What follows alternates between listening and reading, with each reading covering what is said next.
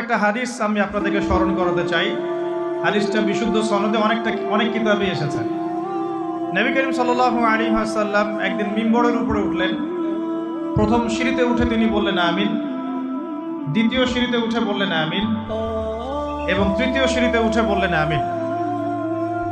সাহাবায়ে কেরাম জিজ্ঞাসা করলেন যে আপনি আমিন কেন বললেন প্রত্যেক সিঁড়িতে? নবী করিম সাল্লাল্লাহু আলাইহি ওয়াসাল্লাম বলছেন, যখন আমি প্রথম সিঁড়িতে ছিলাম তখন জিবরাইল আলাইহিস সালাম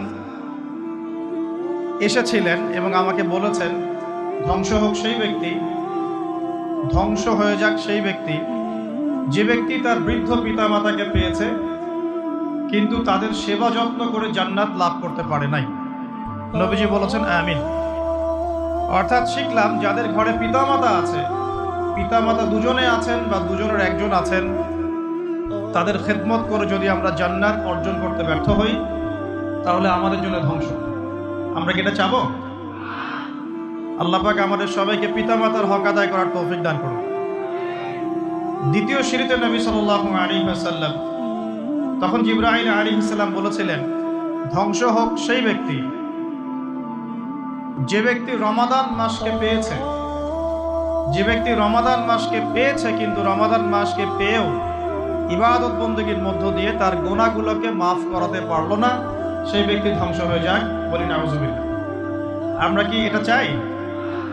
আচ্ছা, আমরা এদিকে পরে আসছি। তৃতীয় সিঁড়িতে নবী সাল্লাল্লাহু আলাইহি ওয়াসাল্লাম, জিবরাইল আলাইহিস সালাম বললেন, ধ্বংস হোক সেই ব্যক্তি, যে ব্যক্তি উপস্থিত আছে তার সামনে নবী সাল্লাল্লাহু আলাইহি ওয়াসাল্লামের নাম উচ্চারিত হয়েছে কিন্তু তার নাম শুনেও সে দরুদ পড়ে নাই, সাল্লাল্লাহু আলাইহি ওয়াসাল্লাম বলে নাই।